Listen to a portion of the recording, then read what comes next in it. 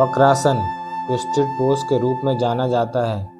रीढ़ की हड्डी के लचीलेपन को बढ़ाने और एब्डोमिनल ऑर्गन्स की मालिश करने के लिए एक उत्कृष्ट आसन है। ये अभ्यास आपकी कमर के लचीलेपन में सुधार करेगा और पाचन तंत्र को सक्रिय करेगा। योगा मैट पर दंडासन, पैरों को सामने सीधा फैलाकर में बैठें। कमर और गर्दन को सीधा रखें। अपने दाहिने पैर को घुटने से मोड़ें और दाहिने पैर के पंजे को बाएं घुटने के पास ज़मीन पर रखें।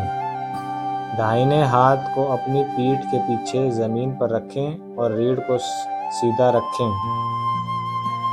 गहरी सांस भरते हुए अपने बाएं हाथ को ऊपर उठाएं।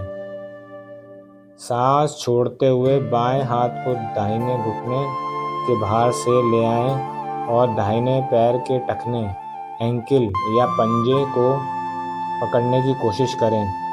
अब अपनी कमर, कंधे और गर्दन को धीरे धीरे दाहिनी ओर घुमाएं। पीछे की ओर देखें। ध्यान रखें कि रीढ़ बिल्कुल सीधी रहे और आप झुके नहीं। इस स्थिति में अपनी क्षमता के अनुसार 30 से 60 सेकंड तक रुकें और सामान्य श्वास लें। धीरे धीरे वापस आएं और पैरों व हाथों की स्थिति बदलकर यही प्रक्रिया दूसरी तरफ बाईं ओर दोहराएं।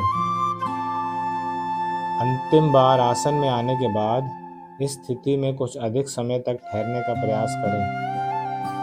अपना पूरा ध्यान अपने पेट के अंगों पर पड़ने वाले खिंचाव और रीढ़ की हड्डी के ट्विस्ट पर केंद्रित करें। इस अवस्था में धीमी और गहरी सांस लें। महसूस करें कैसे प्रत्येक श्वास के साथ आपका तनाव कम हो रहा है और आपकी पाचन शक्ति बेहतर हो रही है। धीरे धीरे वापस आएं, अपने पैरों को सीधा करें और हाथों को शरीर के बगल में रखें।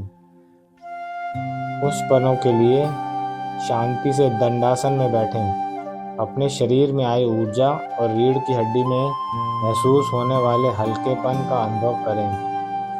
महत्वपूर्ण सुझाव एवं लाभ। सहन शक्ति। यदि आप घुटने के बाहर से टखने को नहीं पकड़ पा रहे हैं तो केवल घुटने को हाथों से पकड़कर अपनी ओर खींचें। धीरे धीरे अभ्यास से लचीलापन बढ़ेगा। सावधानी। यदि आपको हाल ही में पेट की सर्जरी, गंभीर स्लिप डिस्क या रीढ़ की हड्डी में गंभीर चोट लगी हो तो इस आसन का अभ्यास करने से बचें। लाभ। वक्रासन पैंक्रियास को सक्रिय करता है जो डायबिटीज़ के रोगियों के लिए सहायक है। पेट की चर्बी कम करने में मदद करता है और रीढ़ की हड्डी की नसों को लचीला बनाता है।